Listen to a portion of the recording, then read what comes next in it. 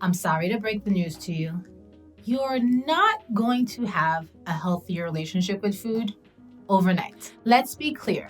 Your relationship with food will require work, just as you work on any other relationship that's meaningful in your life. So how do you get started with establishing a good relationship with food?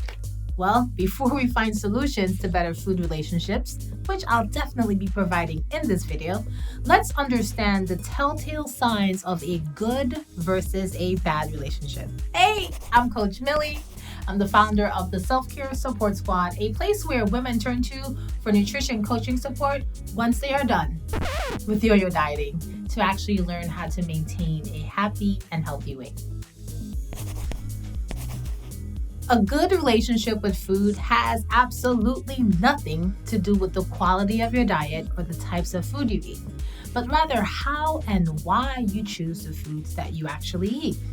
When you improve your relationship with food, you'll notice a lot less stress and worry around eating and more food freedom. So tell me, how ideal is your relationship with food right now?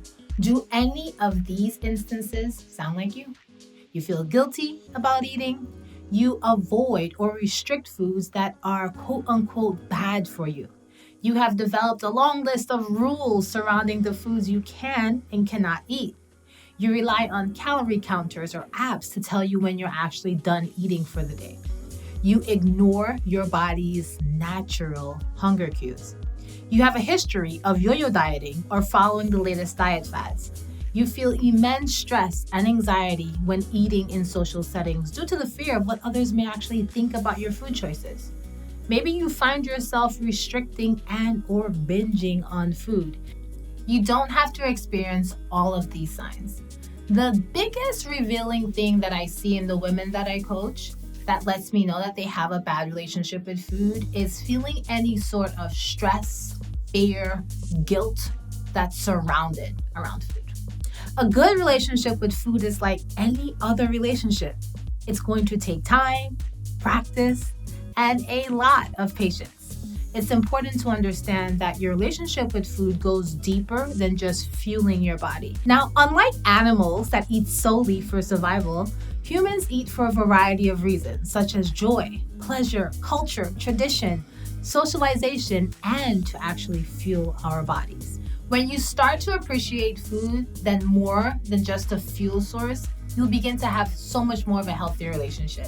Now, what does a healthy relationship with food include? You give yourself unconditional permission to eat the foods you enjoy. You listen and respect your body's natural hunger cues. You eat when you're hungry and, well, you stop when you're full. No foods are off limits. You don't obsess over the number on the scale.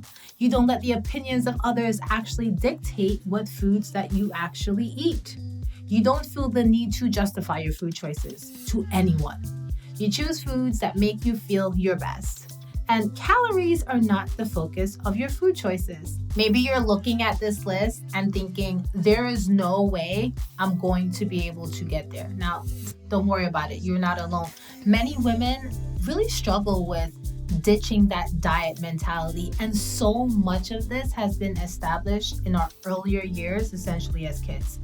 Don't feel that you need to give this 100%. Try 1 to 2 of those habits, focus on it for 2 weeks at a time before you try to layer on something else. Now, I'm assuming that you're watching this video because you do not want food to rule your life. You're the one in control. The goal of a good relationship with food is to have more positive experiences with food than negative ones. So showing patience and kindness towards yourself is crucial. The key here is just not comparing yourself to others. Don't worry about what crazy fad that so-and-so is on, your best friend or somebody that you actually know, because this is your food journey. This is your life. Now, when I work with a woman and she is ready to actually take control of her life and her relationship with food, this is always where we start. Eat when you're hungry. Yeah, that's it. We are all born with the natural ability to regulate our own hunger. Now, pay close attention to a young child. They know very quickly if they're hungry or if they're full. Now, as we get older, we lose this skill for a number of reasons. Despite our parents' best efforts, how many times did you hear this? You have to clean your plate before you get off the dinner table. Now, what ended up happening here was that you started to rely on other stimuli, like a clean plate, to actually signify that you were actually done, stopping that actual hunger cue and passing it many times. Now, don't get mad at your parents. They were just kind of like looking out for your best interest. I'm sure that they meant well.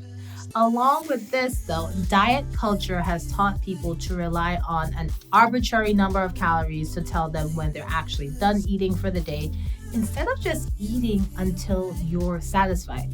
So still, the closer that you get back to listening to your natural hunger cues, the better you can actually regulate your appetite and manage your food intake.